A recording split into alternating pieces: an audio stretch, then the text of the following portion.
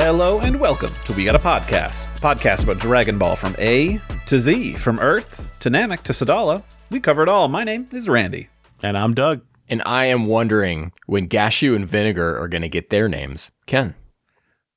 You're going to be sitting there for a long time, buddy. We are the world's strongest under the heavens trio de dangers, here every other week to talk your ear off about fights, goofs, and everything else in the Dragon Ball cosmos. And we're continuing, of course, some more garlic. But I got to ask Doug how he's doing. Doug, how are you doing? Hey, buddy, doing fantastic. Finally opening some figures out of their boxes. Can you believe it? Whoa, you added a new hobby. You're no longer just getting figures in boxes, now you're taking them out of boxes. Yeah, well, the promise I kept everyone is that, I just didn't have any space to display them. Now I finally do, and I'm finally getting my shelf behind me organized super well. I've got diorama set up and all the kind of... It's been really fun. But most importantly, is I got the new New York exclusive Comic-Con Gogeta. It's beautiful. Whoa. So does that mean you're just down to 3 to go? No, that's the one that just came out. There's like 4 that I don't have that are like really old. But yeah. Gotcha. I've got my eye on a few, but I'm like, I just can't bite the trigger on that, man. It's too expensive. I'll have to wait. Just gonna wait. But yeah. Besides that, everything's great. Well, good. I'm glad to hear it. What about Ken? What's new with him? I've been playing Age of Imprisonment, the new Hyrule Warriors game that came out, and it's kind of like a major disappointment. Oh. It's, I think, the least engaging of the 3, even though it is, of the 3 Hyrule Warriors games, even though it fixes a lot of the gameplay issues. It's kind of like a Pokemon situation, right? Where every game is 1 step forward, 2 steps back. That's what this one feels like. They do a lot of stuff where, you'd have to like do chip damage to bosses and get their little things to go. What would you like, weakness bars or whatever? Yeah. You know what I'm talking about. They're hexagons. You have to get their hexagons down. This game makes it a lot faster to do that because you can exploit weaknesses really easily using different items. So like these guys no longer just sit there and take damage. You could just work through them pretty quickly. However, the story is lacking. The characters are particularly uninteresting to me, and it took like 10 to 11 hours to unlock the Gerudo ladies, which to me is kind of like a criminal offense. You should get them right. I mean, come on, I got this Urbosa back here. Yeah. You know where I stand. You pay your dues. Yeah. Man, I really can't recommend it. And this isn't like enough. Enough. I was waiting for the enough. No, I can't. Especially not at full price. Especially if you don't like Warriors games.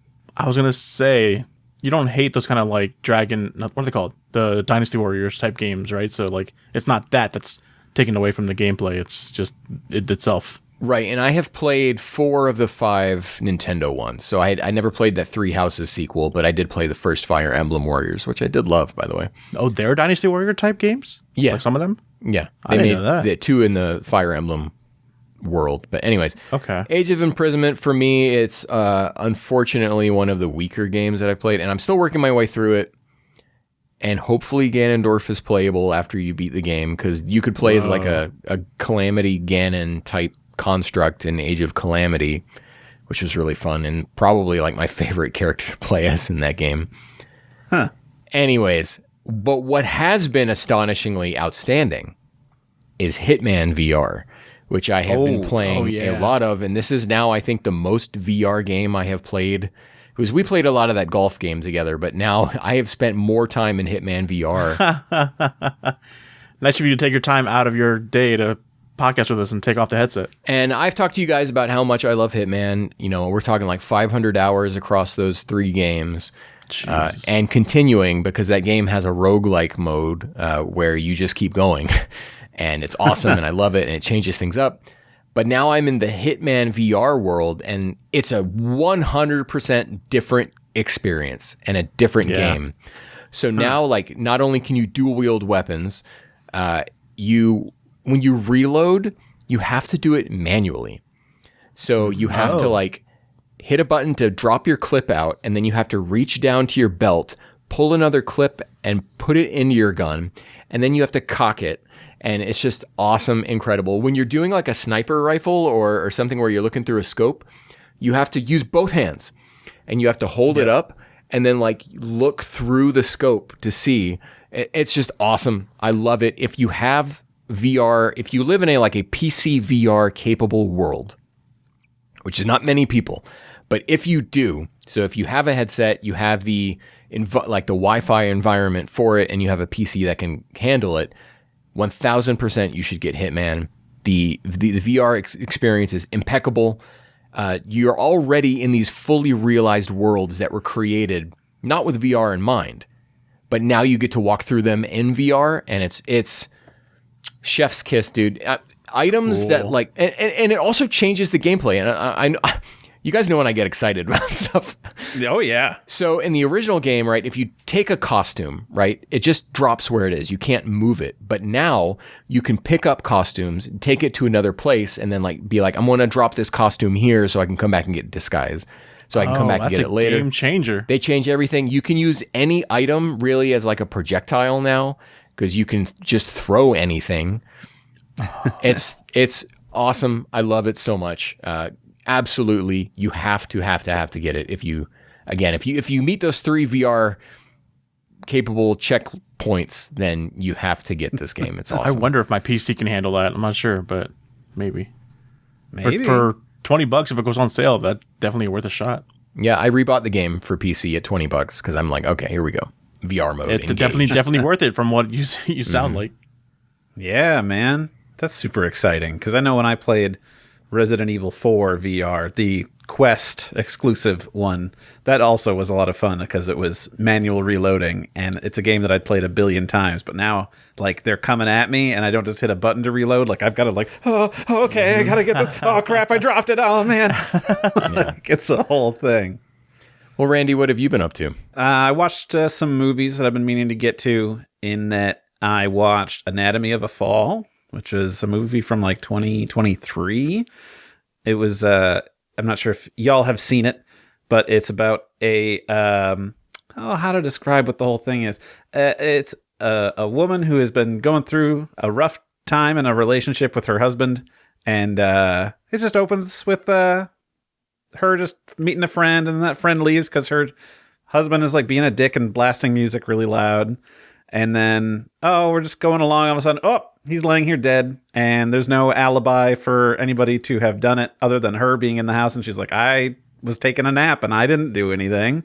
And then she's screwed unless she figures out a way out of it. Right, exactly. And going through the whole mystery trial herself. Situation. Yeah. And it's that the guy fell, right? That he's fallen out of a... Yes, exactly, yeah. Okay. So, how did she do it, or did she do it? So on and so forth. Because they're blind, so mostly blind son finds the body because he was out walking the dog. And it's oh boy. And it's good. It was 2.5 hours. Did not feel like it. It was very good. Wow. I had learned that they were worried that they wouldn't be able to submit it to best foreign film because it's French. Because there's a rule of there might be too much English in it. Well, it turns out it's not French enough.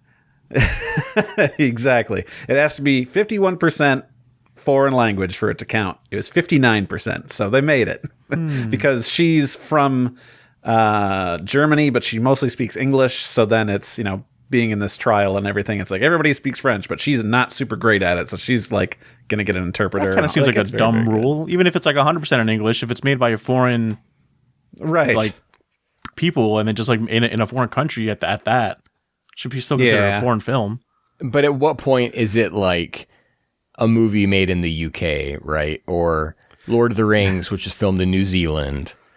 True. So I think that's it's still got the style of the director, just anime, even though it's dubbed over here in English, it's still a Japanese anime. You know what I mean? Yeah, but what's people call Avatar an anime? So labels are meaningless these days. Those people are wrong, and we call them dum-dums. Just kidding. I don't have any opinion on that. Otherwise, what else? I rewatched Wicked, the first one again, because I got tickets for the second one for this Friday. So really excited. Can't wait to... Two of those movies? Yeah, man. It was, I know.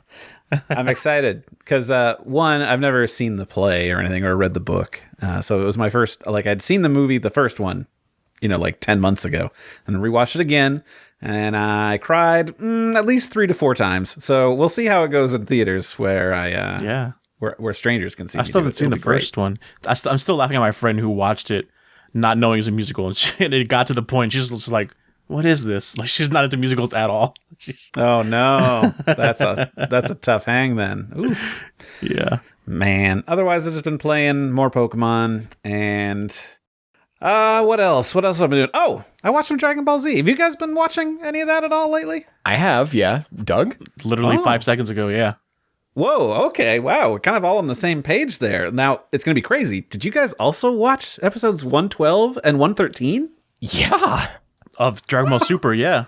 Oh. Wait, well, was it Super we're supposed to watch? No. Doug's in Tournament of Power time, I'm pretty sure, at that point. Close enough. Is that a Senpai question? I don't have to answer it if not. That's What true. a random Senpai question. But no, we are doing our Garlic Jr. Retrospective of Auspiciosity. Fun time going back over this little side story, little bit of filler. And it's been a good time. So like I said, we did episodes 112 and 113, which originally came out October 16th and October 23rd, 1991. So we're time traveling back to the 90s, y'all. Get out your windbreakers. I don't know, your slap bands. Your I don't ring think pops. Beanie Babies were around yet, but we're getting there. So, I don't know. Strap in, strap on. I don't know what you're strapping on. But what did you guys think about these episodes? Doug, what did you think about these? Thanks, Randy. Thanks, Randall. Well, I did not care too much for these episodes just because they were just a bunch of like punchy, fighty. But there was more to it than meets the eye. So I don't know. I'm kind of like half and half on that. Okay, that's fair. Ken, big picture? People wrote in, Lance specifically, saying like, hey, just skip all these, go to the end.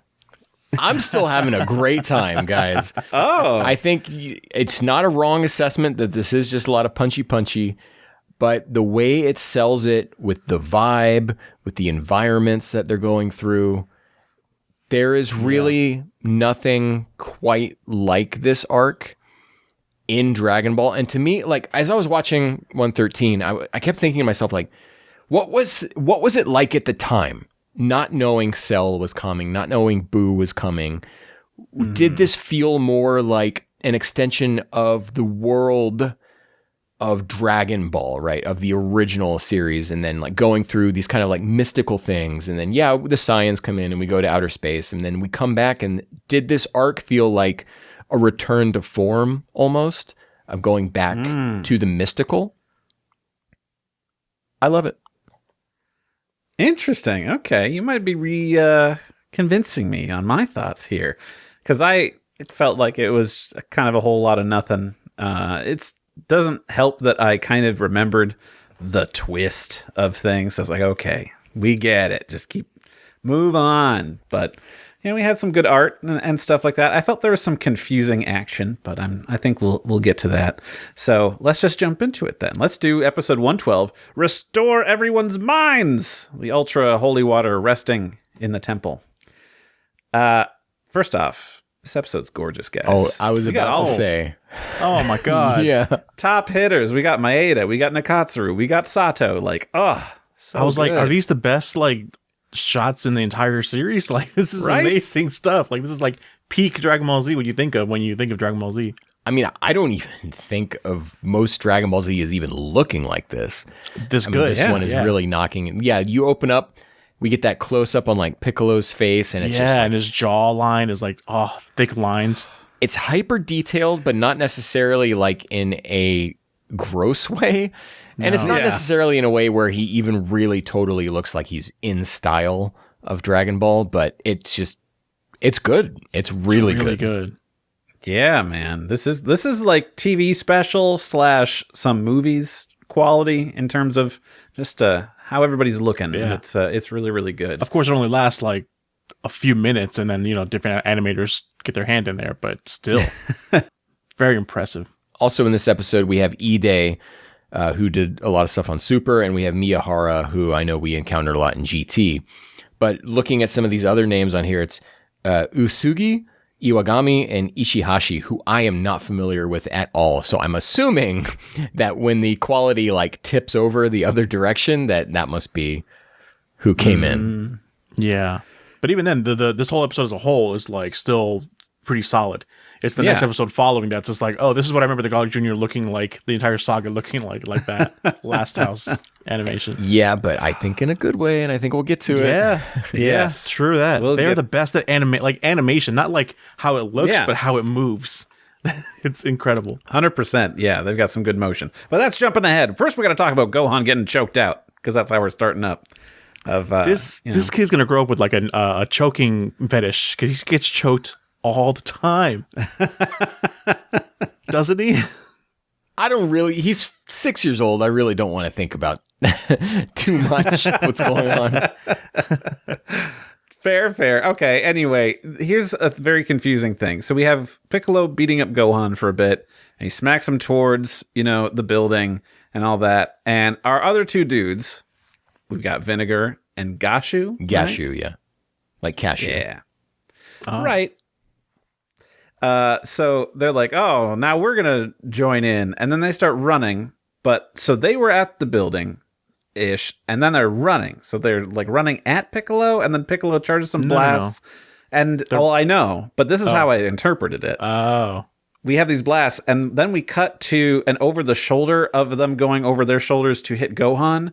But the way that we have that framed, you don't get to see, are they facing Piccolo or facing Gohan? Right. Like, it's very confusing before they just go by and hit. Exactly what you mean too. Yeah, like it did. Like they like broke like the 180 camera rule or whatever. It's just like you're like you know where you're looking at, where they're going. Like, but then like retroactively, you look at the lines and they're like, oh, that looks like fun. Let's jump in, and then it's like, oh, they're going for Gohan. But you're right. It wasn't good directing. Oh gosh, what even else happens? More Piccolo beating up Gohan as others watch, and then Vinegar and Gashu get in there. So like, do they ever? punchy. They maybe eventually, but no. Like, it takes a long time. I don't think they ever do. I think Piccolo that's the whole stops point. them That's what every turn. Piccolo's whole point is. This entire episode. Oh, well, I was watching at 6 times speed to put these notes together just before.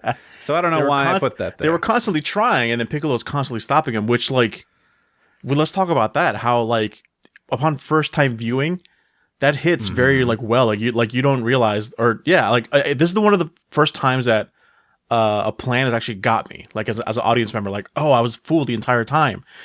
But, like, watching it in hindsight, because you know what's happening, you're like, all right, I get it. But you don't get that the first time viewing.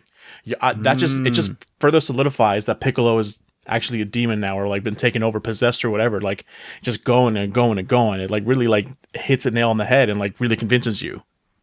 You know what I mean? I knew the twist, but I forgot how it unfolds. So I wasn't really.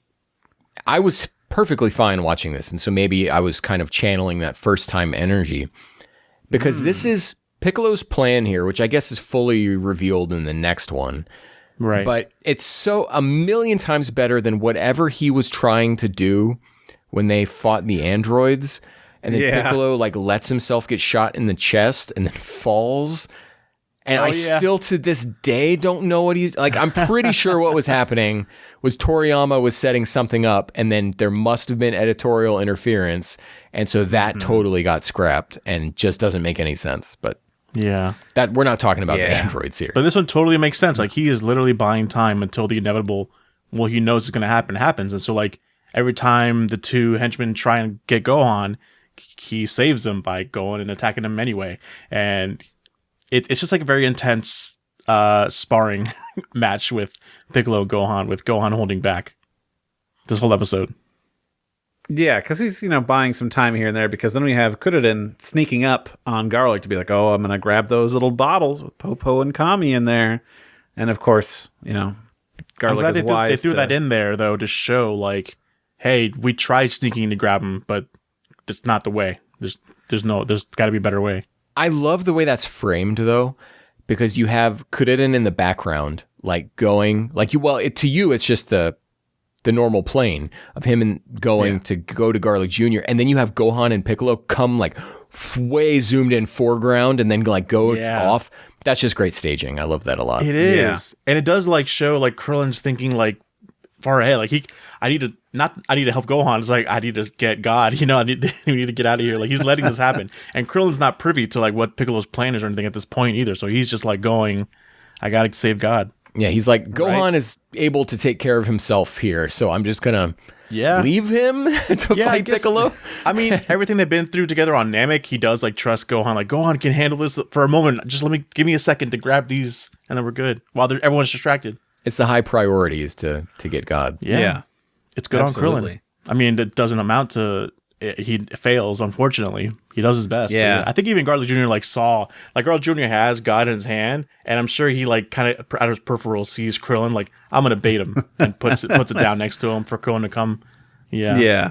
It is kind of a funny shot because we have that, Kuririn running towards him to be like, oh, now I'm going to get him. And then there's, this pink beam of energy that shoots up that's like kind of a barrier that knocks him away. And I'm like, I think this is exactly what happens in Z Movie 2 when he's like, oh, I'm going to go save Bulma, who's all tied up. And then same like shaft of energy. He's like, oh, now I'm going to get knocked back. And I'm like, I think this was just shot for shot the same.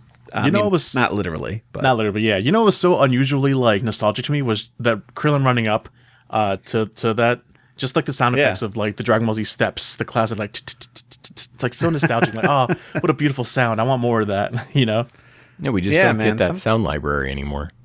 Yeah, that's the biggest travesty I think in modern Dragon Ball. But so let's see. Gohan pushes Piccolo into Garlic's blast because like he's gonna shoot Kuririn, and Piccolo is holding Gohan, and then it's like, oh no, I'm just upset, and then it shoots Piccolo in between, which I'm like, what a strange thing to happen. And I'm sure Piccolo's like, well, this wasn't part of my plan, and I hope this doesn't hurt super bad, because otherwise... I still think this part of Piccolo, like Piccolo... Because, so Piccolo has Gohan up by the neck again. And then so Garlic Jr. is going to kill Krillin, and Piccolo's in his right mind. He's probably just thinking like, dang, this sucks for Krillin. He's going to die or something. I got to keep up this charade. I got to make sure I'm with Gohan the entire time. Then Gohan does his like little ki blast like of anger. And I think Piccolo redirects himself to the blast, like throws his body like to the blast to block it. Like he's like, okay, thank you, Gohan. I got my opportunity to kind of save Krillin in a way. Yeah, to not kill him. Yeah.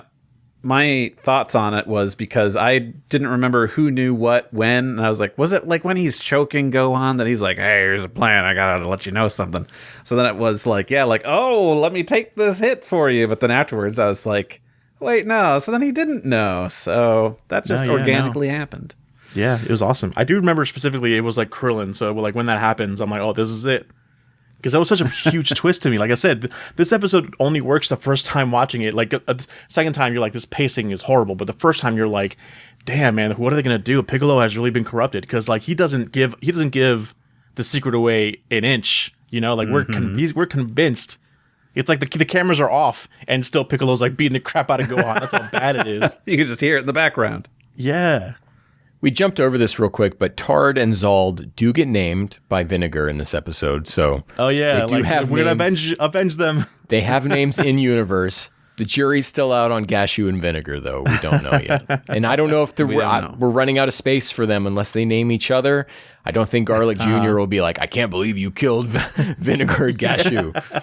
And that's when I remember like, oh yeah, what happened to the two characters? Oh yeah, I guess they did die by Gohan. Also, this is like, the Garlic Jr. arc is so very important to everyone's like memory of Dragon Ball Z proper story-wise, because really we only see Gohan in this attire with this hair battling at like this moment. Like, he doesn't get the chance to battle. He's like always the guy in the sidelines watching as the androids are coming, or as Cell. He doesn't battle until Cell. You know what I mean? Like, think about that. It's wild that we don't see Gohan battle like that. We don't see him charging up. Like when I was making an AMV for Gohan, I had to scrub through so much footage to find him like battling. Like, oh no, there's nothing there. I went back to the Garlic Jr. arc to get a shot of him like powering up or whatever.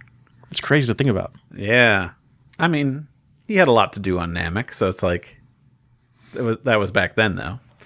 Not that this is that much longer. It's like what, 10 months or something like that. Anyway, we've got Piccolo's back at it, and then he like grabs Kuririn, and then like, I'm totally biting you. There's no sound effect, and there's no like, there's no animation we've had before. It's just them, but you're him so screaming. Convinced because how much beating he's been giving everyone. That's like, you must be biting him. Although you do start to think something suspicious every time he cuts off Gashu and Vinegar. Yeah.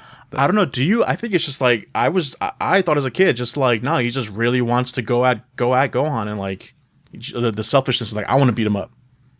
I don't know. Just got that demon in him. That's what even they think. Yeah. Garlic Jr. keeps paying, or just one of them keeps saying like, "Oh, this is the Mizoku way to kill your student." I guess. Which how does he know that he's the student of? Does he get TV in the Dead Zone? Well, they were looking in the jugs of water, and they saw who knows what. Let's just make stuff up. They found Kami's best of collection. They opened up the Z Encyclopedia in Kakarot, and they're like, "Oh, okay." No, Kami was watching GodTube, and then he just played those episodes. Oh back. yeah. Tied in as super. There we go. So we're back to Karin, Marin, and Yajirobe playing strip poker, and of course Marin is winning. This part's for me, guys. I get to see Yajirobe down to just undies. So. Damn, he thick. They definitely cut this out of the Toonami run, didn't they? Or did they not? I think they left it in. Really? Yeah. I feel like they They did. kind of left a lot of things uncut, like visually. I would remember Might have that changed. shot of like Yajirobe under the table. Like that would have been seared in my memory harder if they did. Believe the only thing they cut is one specific shot of Marin coming up in a future episode. And then they edited in more bathing suit on her. Right. Gotcha. But other than that, I do believe, half-naked Yajirobe was still in there. Full on display. So this is where I was talking about them bringing up the Nyoibo, which has been disconnected from God's temple. And Karin just hangs on to it now. So I'm guessing Even has the sheath and everything. Yeah, there's not really a whole lot of reason to keep it connected there if everyone can just fly up to God's temple now. Right. Which also the bell, did that have any significance that I'm forgetting about to get into Kami's lookout? That's what Karin is telling her. Like, hey, what else can you offer me? You're already naked. Like, what about this and here? This, you can get into heaven with this. So that's what it is. Yeah. Also, could Karin always mind read? Am I forgetting that? Could Goku when he gets to Namek? You know, it's just one of those things. But was one of those things that we've learned about before? Like, because Yajirobe was just like, hey, you can read her mind. Why don't you? I'm like, I have been. She's got nothing up there. It's very funny, but that sounds like some, early Dragon Ball stuff that I don't remember, unfortunately. Right. So that's all on me. I'm sure that's all correct, but it is what it is. We go back to Piccolo versus Gohan, and Piccolo uses his body multiplication technique. Let me ask you guys a question. Yeah. When Piccolo uses that at the beginning of this arc, is that the first time he ever uses it? I want to say there's some Cyanarch training that he does that. That's what he's referring to, right? So it's a filler thing that he does. He doesn't do it during the 23rd Tenkaichi Budokai, right? I don't think so. And he doesn't do it in the manga, I believe. Tenshinhan definitely does it, and when Tenshinhan does, it splits his power up equally between all that. But then I think when Cell does it, he boasts about how it doesn't split his power evenly. It's like it's just 4 strong cells. Or I could be wrong about that too, but Yeah, I want to say it's some Cyanarch training. It might even be that episode where Gohan turns into a Ozaru for the first time. Oh, yeah, that sounds like after he sends Gohan off on his own. Yeah. Yeah. He's like, Yeah, well, I got to that do, sounds here's how I'm going to do my training. Okay. I believe you. this is the first time it's looked really nice though, Yeah.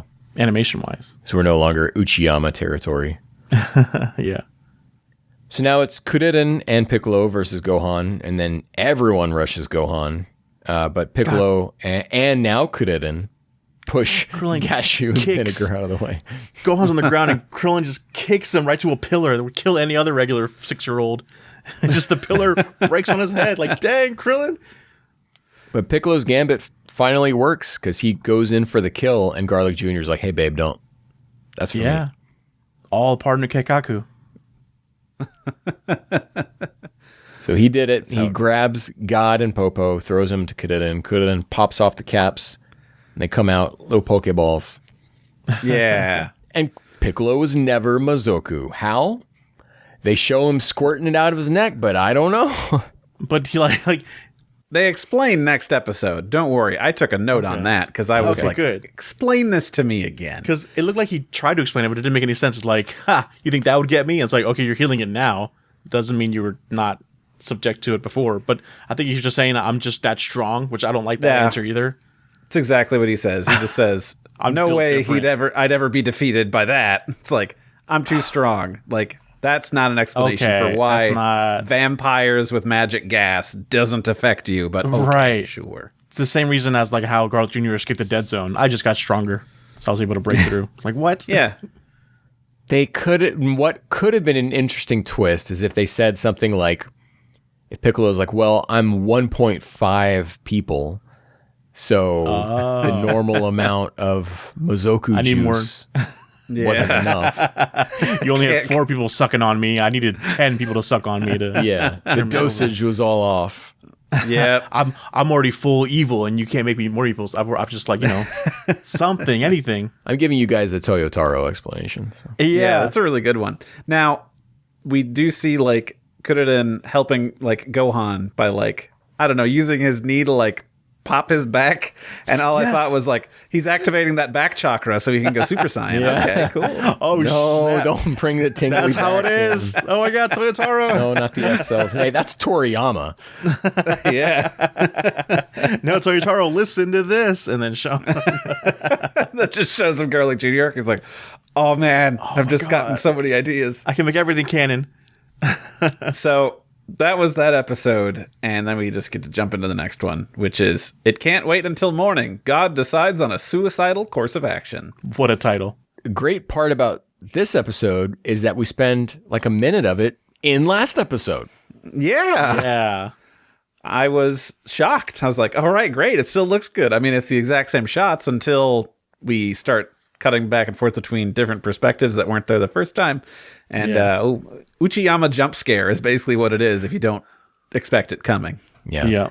But this is still Ohara and Shida on key animation. Yeah. Uchiyama maybe not credited as being as key animator, because some of these shots are definitely his. Yeah, for sure. I like this whole cutting back to the world being in turmoil of like some people being like, oh man, there's stuff going on, and then the animals eat them. Like, oh dang. My god, that was the most gruesome death in Dragon Ball ever. I don't know. Eaten by cats and rats. Yeah. What I did think, we jumped over this, but Piccolo says the reason why he needed Kami free is because when Kami was contained, he couldn't access all of his power. And I really like the way, I mean, this doesn't mean anything at any point, but here, because they tie it into like the Saiyan arc, where Kami could like feel that his time in Piccolo's was about to end as he was fighting the Saiyans, and it's just, they're playing into that link between the two characters. I think that's a very central part of this arc. And this is what I am talking about like going back to the mystical part of this, and that we have this like the soul connection, and then like we're going to talk about the 7 currents and going to the Shinsenkai and this stuff that feels like it could have been placed in the past series before the show took such a sci-fi turn. Right, we went so into space, like let's bring it back down to Earth and see how there's still mysteries of the Earth that we can discover, kind of thing. Yeah, and I really appreciate that arc for this, because it's such a like, hey, this series is going in a different way. We're about to talk time travel and all sorts of stuff. Like, let's just kind of enjoy what truly made people fall in love with Dragon Ball. And that's how I see it. This also serves as a good timing for everyone, for them to remind us as the viewer that, like Kami and Piccolo are connected, because we get that maybe back when Piccolo dies on Namek, right? Maybe like a little bit, but it's so solidified here because it's such a central point of it that we in the audience, we remember that, so that later on in the Android arc, when like Kami and Piccolo fuse, like he's like, oh yeah, they really are. Like we really remember, and it's still fresh in your mind, and it's something you don't get in the manga. So yeah. Then to bring it back to that horror part, that's just something we don't get in modern Dragon Ball. Yeah, stuff. Like that, even and then Cell's reveal, like it's that and that. Even when we were in Super and we were in the future timeline, I would say like the closest thing we get is maybe when Goku Black kills Future Bulma. Yeah. But beyond that, we don't get to see these like horrific things unfold, and not in like an edgy, I like my Dragon Ball Dark, but I like a series that has layers, and Super and in turn Daima don't really have that confidence in storytelling to be able to do stuff like that. Yeah, it's the difference of like, hey, you can't save everyone. Like you have Dragon Balls, you're gonna try and save everyone, but no, you can't. Some people will die. Yeah. It's nice to see the world outside of the direct perspective of our heroes and show the viewer, here's the reality of what's going on right now. And it makes it that much more important. Like our heroes know their mission they're on, but it's nice to remind and give us that same drive that the heroes have of what needs to be done. Right, that there's more to this than just their own specific current circumstances between the three of them or however many characters that we have at the time. Yeah. Showing the stakes, which is important. The next thing that I wrote down here is that Kami gets the ultra holy water, and Popo brings up the God Sage realm, or the Shinsenkai. So, yeah. I couldn't find the kanji for this. It's not in the guidebooks. Supposedly, it might be in the Dragon books that were included with the. Well, Dragon Randy, Box. you've got them back English behind you. Dragon Box? Well, the Japanese but- version also had their own, and I doubt the kanji are in the English version. Oh, yeah. But in those Dragon books, they would have everything, and I do believe there's kanji for Shinsenkai in there. I don't know what it is. I didn't have time to look it up, all truth be told, but it's probably Shin, being the one for God, Sen being the one that you'd see like in Kame Sennen for Sage, and then Kai being like realm, right? So Yeah. Shinsen, with those two aforementioned kanji, is like immortal mountain wizard in Taoism, or Taoist immortal, or like a supernatural being. So yeah, it's basically like the godly sage realm, probably. Yeah, that's what I was taking from Kanzenshu's episode guide there, because they just write God Sage Realm here. So I was like, okay, yeah, that makes sense. Because I know Shin, and I was like, Sen, yeah, you're right. Probably like Kame Sennin. So it's like, okay, that makes sense. And there lie the graves of all the former gods of Earth. Right. Just Earth, I would think, even though we see a bunch of them. But Hey, we'll never know. Anyways. we'll never, ever know. Here's this thing that bothers me, is that Popo brings this up, and he's like, oh, there's this place we can go where like all of the winds originate, so that way we can disperse this water and, save the whole world. And he's like, and it's over there. And he points at the hole in the ground, and they get on the magic carpet and they fly up into the sky. And I'm like, well, it's right there. It's right at the hole where your feet were. Yeah, Go down there. Look in there. I don't understand what this was. It's in that direction, but it's not. Popo mentions the 7 currents, and I was like, that sure sounds like it's something like in Buddhism or whatever. And I tried looking and I couldn't find anything. I found something like the 7 currents of air in relation to Hindu. But then as I was clicking like all the sources, like Google gives you that stupid AI thing. And I'm like, I'm not going to put a whole lot of work into look. So I was clicking on the sources and I'm like, these don't look reliable at all. So I'm like, I don't know if it's that either, but it sure feels like it's something, right? Right. Yeah, it does. That it was either mentioned and usually something that would be, more folklore or, what's the word I'm looking for? Mythology. Fairy tales. Oh. Yeah, mythology. There we go. That's what I'm looking for. Is there anything before we get to some Vegeta time? Where's Kuririn's strength coming from? He was having a hard time with Tard. And this wasn't part of the plan then, Yeah. So maybe it was a girlfriend to fight for now. Or Piccolo was giving him healing back kisses when he was supposed to be biting him. You're gonna do good. You're gonna do it. He was imbuing him with his key. Oh, Movie techniques. I don't know. Maybe. Yeah.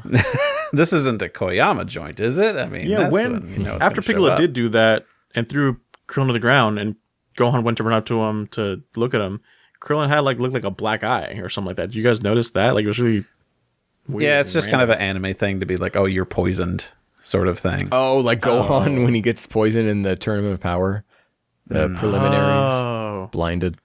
But he wasn't poisoned, so how did he get that? He told the animators, draw me like this, so that way Gohan knows. Piccolo took some of his blood and wiped it on him like the camouflage before he threw him. Oh, yeah, there you go. Yeah. Or he's just got some purplish rouge that he can just dust on people whenever he needs to. It's like touch up their makeup, Yeah.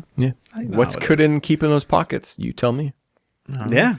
Exactly. So Only got three Vegeta's off in left. space, terrorizing some more Frieza Force people. Specifically Just to just fill some time. Apulians. So the Apulians. It's like, oh, The one guy like randomly has a scar on his face. Like, okay, why are we giving this guy this special attention? Yeah. they're all different. See, they're all unique. It's like, okay, yep. sure. All the other ones were further back in the camera, so you're like, oh, they just didn't draw all of their if you zoom individualistic in, parts. the one has a tattoo on their face. You just can't see it from that far. Yeah. That's what it is. One of them specifically has a thing that says, it's my last day on the Force, so I really hope I don't get killed by a Saiyan here. Oh, man. So, like, all it is just him, being like, I'm so cool, I can kill a bunch of people just to fill some time. I don't feel like that took us anywhere.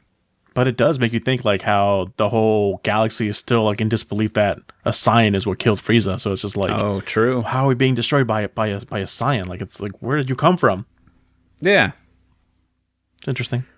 It is interesting. And then we get back to more punchy, because, like, the next thing I have is Gohan blasts Vinegar to death and then punches Gashu into being impaled, which is cool, but, like, I'm still trying to understand the physics because he, like, uppercuts him upwards, but he then just, like, goes, oh, I'm just going to go backwards into a spike. So Gashu does use, like, a hair attack on Gohan. Piccolo does his, like, arm stretchy thing through the temple. We get some just great animated movement in this episode. Yeah. Oh, yeah. And that's Ohara and Sheeta, I'm sure. Mm-hmm. Probably just mostly like, Sheeta. Piccolo, like, even like just gearing up like a pose, like was like a fighting stance. It's like, oh, so cool. Wish it looked better, but it animated well. Garlic, like, charging up to, like, blast Kami and Piccolo when they're on the magic carpet, and, like, that was good. But yeah, Piccolo's, like, weird hand thing. He's like, oh, you're going down. And there's also a visual flair to something in this episode that I don't know if I have ever seen before in Dragon Ball. And it's where, I guess Vinegar sends Kuririn flying. And we see, like, Kuririn moving and the background's moving fast behind him. But there are speed lines painted into the background. Wow. So, like, you see this one pillar that keeps going by, and there are speed lines painted on it. So it is painted to look like it's going fast. Cool. I don't know if I've ever seen that before, and I just love that. Randy's checking it right now. Yeah, I am. I'm like, Randy's going to have to amend it and be like, you know what? I think I loved these episodes now. And that's a Ken promise. That's my role here. Is that I will always find a way to enjoy something unless it's Dragon Ball Daima. And then I will convince you. What an optimist. But Vinegar can catch Kienzans. That's a first, right? No one else had ever done anything like that. Frieza's tail couldn't. No. Yeah. So I guess he finally is maybe stronger than Form 2 Frieza. I don't know. Oh. Or it's just magic. It's just a Makio thing. Stronger than his tail. Yeah. So yeah, Gohan impales Gashu on this like spear thing. And it's like, Kami, those are dangerous. Why you got those in your temple, man? Yeah. That can't be part of your decor. It's all part of the demolition that's been going on because Garlic Jr., rose his temple up into it. Oh, okay. Everything's. Sure. Popo's going to have a long time cleaning all this up by himself, I'm sure. I don't think Kami's up there helping him. Well, and it's funny, like on that same note, like we see Piccolo just like blasting Garlic through walls of the temple. And you think this Piccolo versus the Piccolo in the Buu arc. Yeah, where he's so worried about the temple. Like, no. Yeah. Because he's got Kami in him at that point. He's got that Kami in him. He does not give a damn about the temple right now. That's funny. Oh, gosh. Yeah. Great visual flair on the way to the Shinsenkai. Like, come on. Flying over all of that, just the strangeness. Yeah, like, it's and like Jupiter. It's like a meadow. Yeah, there's like planets and everything. This is like, I forgot kind of how Last House killed it back when Sheeta was, because when we watched GT, that was a Sheeta-less Last House, if I believe, or at least through much of it, maybe. I think you're right. But I forgot that these episodes weren't terrible. Right. Like there would be like weird shots of Goku or something, or you would go from one great animated shot, and then the next episode Uchiyama has to fill in that same shot, and you notice these things, but man, these episodes move well. Yeah. I was really impressed. Like, I was worried when I saw the next episode preview of like what it's going to look like. I'm like, oh, this is not going to be great. But I was very impressed with, their way to handle all of that. Like my hatred, that's too harsh, of just Last House's animation didn't sink into me until like maybe mid Android arc, when we kept getting Super Saiyans with like the flat yellow hair and just looked really weird. It's like there's no definition in it. That's when I really like what is. That's when I started taking notice. I'm like, what is wrong with the drawing here? You mean Toriyama didn't draw every episode? Yeah, exactly. But no, Garlic Jr., everything seemed on brand. It still like felt Dragon Ball Z. Yeah. Well, it's because not a lot of people have hair, It's just kind of Gohan. Right. Because we got Garlic, we got Piccolo, we got Kuririn. They don't got hair, so... That's why I keep the baldies in. You're bald agenda, Randy. I see you. Yeah, that's what I'm all here for. He shaves his head by choice. Because I joined them in solidarity. If it were up to him, he'd have Super Saiyans all bald. Maybe one day. So Piccolo smacks Garlic through a wall, and then he's all like, "Oh, my planet's getting closer, and that makes me stronger. I'm not sure if you knew that. Perfect timing." Within 2 hour span, like it just got that much closer. That planet is just rocketing towards them. I mean, realistically, it is, but like enough to like change the. It was there now. Now it's there. Whoa, watch out! And it's so, I don't know, dumb. Where it's like, oh, I couldn't turn into my big form until now, because like the way that they time it to be like the planet's here now, and now I can I'm gonna buff up. But he didn't have to. He just could have been like, oh, I'm getting serious now. Boom. Why? Well, it's because these two people that were just murdered, we can just bring back. They're like, oh, the planet's closer. That means that my heart no longer has a hole in it, and I wasn't, blasted into nothing by Gohan. So now, Gashu and Vinegar, they're back up. Game's not over yet. The way I read what's happening is that they come back because Garlic Jr. powers up. Like as a reaction to that. Because of the planet being closer. Like, oh, now I can... the planet. Even though I hate that, I think it made more sense with the planet. I hate both, to be honest. But Garlic could have like done a little thing where like he snaps his fingers after becoming, and then like that resurrects him or something like that, because he's found a thing in the dead zone and the demon souls or whatever. I'll animate that for you, Doug, and then we'll splice it back in. Nice. Heck yeah. Do it. Love it. So they're back alive. Next thing I have, Popo opens a door. A weird door that doesn't make any like physical sense. It's not symmetrical either, because like the left side of the door is much shorter than the right. That's like, okay, it's weird. But maybe that's the point. Yeah, that it's goofy, We've already gone through a whole bunch of weird places. Why not this? And then we have a ghost suddenly manifest itself and just shoot Kami in the chest. And Popo's like, oh, you're... And then, of course, we don't know what he's saying. Nor would we know who that person is, because that's not part of a thing. Like, that's usually what happens when you've got a story and a character says like, oh, you're... Like, we're supposed to know. Well, I mean, the show does set up that down here in the Shinsenkai are all the graves of the former gods, and if you're where those graves are and you get attacked by a polygonal ghost, then... It's the coolest polygonal ghost I've ever seen in my life, though. Seriously. Amazing cool. Artistic design of the worlds inside the temple, what we got in the Shinsenkai right here, the way they show us like what's going on in the world. This the fun little stuff. The fun little stuff with Marin, Karin, and Yajirobe. Mariobi. Say what you will about the story of this arc that we're in and the pacing of it, but I think it just goes places visually that the rest of Dragon Ball Z never goes. Yeah, that's true. Yeah, it's fun to go off into this different sort of world where, we've got, I don't know, I'm going to call them vampires because they got sharp teeth, they bite people. Sure. I just feel like this should be able to be wrapped up in like an episode or two. I can't see how we have so many more episodes to go. That's where the fatigue probably comes in and settles in like, okay, we get it. So, yes, I am not saying that I won't feel the other way. I'm just saying like where I'm at personally right now, I feel like the pacing's fine. I'm enjoying myself. Right, and that's what I wanted to like hammer through is that like upon second viewing of this, the pacing seems off, but first viewing, the pacing is on purpose. Of like Piccolo has just 100% become a demon and is just gonna kill Gohan, and you believe it. Yeah, I'm having a great time. Yeah.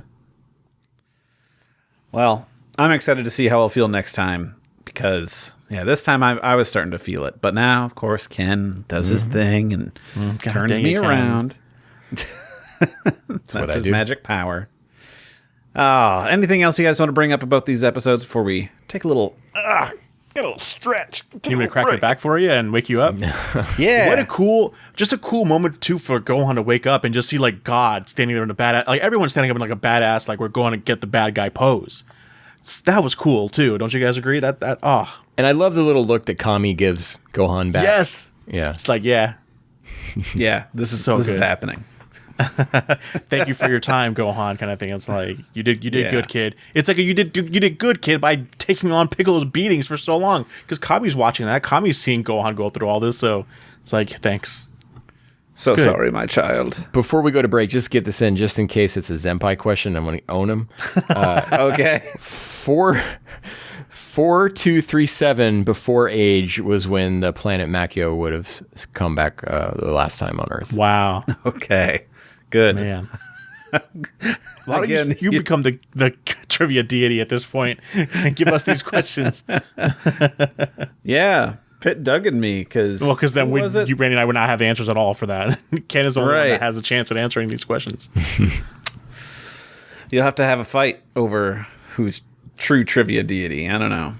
I don't want to open up that can of worms, but I will open up this can of a break. So just open it and then be back soon. Maybe. Please? Take a sip.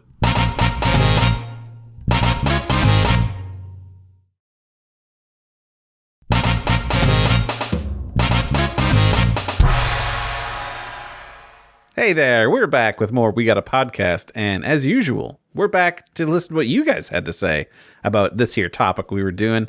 Ken, over on that Blue Sky, putting out the call for people to let us know what they thought about this animation whiplash dual episode double feature. And Ken, do you want to take this first one here from Jacob? Yeah, Jacob Sawyer writes in and says, well, okay, so what I posed here was it's animation whiplash as both episodes 112 and 113 of DBZ ping back and forth between their A and B or C, D, Z teams. And then so now, because I have to give context, Jacob Sawyer says, Yes. well, whiplash is correct. What a wild ride. I think the best part about rewatching it is hearing your guys' commentary on these, actively looking for ways that a version of the movie exists in the anime timeline now after Ken's reminder in the last episode. Love you all. Love you, Jacob. Aw. Thank you, Jacob. Yeah. Thank you. And yeah, I'm always keeping my eye open. Who knows? While I'm watching these, to be like, Your third is there eye. going to be anything? Yeah, anything here that makes their version so far of movie one not work out. But so far, it's all good. I don't think we're doing a lot of flashbacks anymore. So I think we're in the safe zone. Hopefully. Hopefully. There's a safe zone and a dead zone. Yeah, man, we got zones up the wazoo for this show. Put me in that friend zone. No. I'll take this one here from Noah, a.k.a. Jello Shots, or Noah Daimao over there on Blue Sky. First-time commenter. Hey, buddy. Glad to have Hey. you here. First-time commenter. Didn't watch the episodes. I'm currently at the Ginyu fight in my rewatch, but I absolutely love the podcast and look forward to it every other week. Aw. By the way, Ken is my favorite. Sorry, Randy and Doug. Hey, I think Randy and I both agree. Yeah, exactly. Ken is also my favorite. That's not going to stop me from going into our Blue Sky and shadow banning this Noah here. Because, Hey, mods, ban him, please. Well, Noah, thank you. Thank you, Noah. yes, absolutely. Thank you. And hearing this, I will do everything I can to make you love me the most. I want to make you hate me more. I'm going to see what I can do. Overall, this should make a pretty good podcast then. Chaozu #1 fan writes in and says, probably not going to have time to watch both episodes before time, but we'll make sure I watch them anyway in preparation for next time. Thank you, Chaozu #1 fan. Are you also pissed off about the whole Goku not talking to you situation? Anyways, one thing I specifically remember about these episodes I wanted to throw in, where did Piccolo and Kuririn get the pink contacts? Yeah. Well, Piccolo had them in his pants pocket. So does He's got everything in there. It's the same ink that he did for Krillin's under his eye. You know. Well, like that- when he got that Yeah. little- Piccolo can manifest them because he can create clothing. Right. We had no like qualms about that. Yeah. But then when Krillin popped them in, It's just animation shorthand, so that way Yeah. when you look at them, you know, oh, they're evil because like their eyes don't actually change color. It's That's artistic just- license. Yeah. Yeah, because otherwise Gohan immediately when he arrived at Kame House, he'd be like, "Why has everybody got pink eyes and like looking at me mean?" But he was like, "Oh no, what's so happened?" no one in universe sees it, but we as the audience are the only one that sees like the pink or whatever. Yeah, that's Gotcha. my takeaway from it anyway. Or maybe it's like Super Well- Saiyan, God, Ultra, Mega Instinct. Yeah, that's what they all where got. those go. That's Yeah. That's where all of Kuririn's strength came from. Is he's ultra god, whatever Doug said. Alrighty, that brings us to the end of that. So thank you for that, and then we can thank Zenpai for giving us the trivia, Doug's favorite part, which he's never prepared for, but this time he is. So We got all we'll the see how it answers. goes. As always, we're given some trivia questions here from Trivia Deity Zenpai, and we've got three big ones for you. Question number 1, hands on your buzzers. Get ready. Number 1, episode 112 is notable for being the last inclusion of what? Very open-ended. Yoibo. Wow. Okay. Do we get- Interesting. No, we don't get it at the end of Z. I'm thinking of GT. I'm gonna say the last It's either of- Yoibo or the bell. or Krillin's full white shirt pre-damaged. Before it's just gone. Yeah, I don't know. Well, it could be all of those things, but our trivia deity has laid down this answer, which is Piccolo's multiform technique, which has been exclusive to the anime so far. Damn, So- Kent kind of mentioned that, but not that it was the last time we saw it. He was like, "Is there another time?" Okay, but when do we see the Yoibo again in the series? When do we see that bell in the series again? Okay. The bell, probably not. You're right. I mean, maybe Yeah. Yoibo Yoibo. in some flashbacks Maybe. or something, but Oh, definitely in flashbacks when Roshi's talking to Marin about the Red Ribbon Army. like in universe, in the moment, when are we Right. seeing the Yoibo again? Right. Yeah. That's true. Shout flag on the play on that one. Question number 2, which character is notably absent from episode 113? Marin. Oh. There you go, Ken. Yeah. Marin, for the first time since this arc has started. A whole episode without her. Isn't the one before that one? 112, we didn't get Vegeta at all either. We didn't like Right. cut to him. But Vegeta hasn't Right. been in every one of these episodes. Right. No, it's just very noticeable, like exclusion. Yeah. Where is my boy? Yeah, might be. We just had to keep beating up Gohan. There's no time for Vegeta Yeah, in there's space. no time. This poor kid. And number 3, what is the fortune teller crone riding on in the poker cards that Marin, Yajirobe, and Karin are playing with? I was too focused on like what it said, like her name, like just like Yeah, I just saw like Obaba, but I don't, because I thought Yeah. like, oh, it almost says Obama. yes, that's what I thought too. So I was not at all looking at the ball. Immediately, like, why Yeah. does that say Obama? Oh no, Obama. I mean, the fortune telling ball is too easy. That's what she usually is, but I can't be see. the answer. We got to give the point to Yeah. Senpai on this one. Yeah. Yeah. It is a broomstick as opposed to her Really? usual crystal ball. Yeah. So, usual witchy thing. She just riding that thing? Ghost ride the whip? Gosh, that's her whip that she is ghost riding or witch riding, you know, which is a different thing. Let me ask you a I question, want to explain it here. Randy, and I don't know if you know this, but has Senpai given any indication that he has been listening to these episodes and knowing how much No. we rag on him about this stuff? He never None. does. He's innocently You know- just shoving these questions every other week. As a trivia deity, he watches over a lot of things. You know, he can't be focused on just three That's dudes true. over here. Okay. So, Is he He's aware of the back in his home stakes? planet.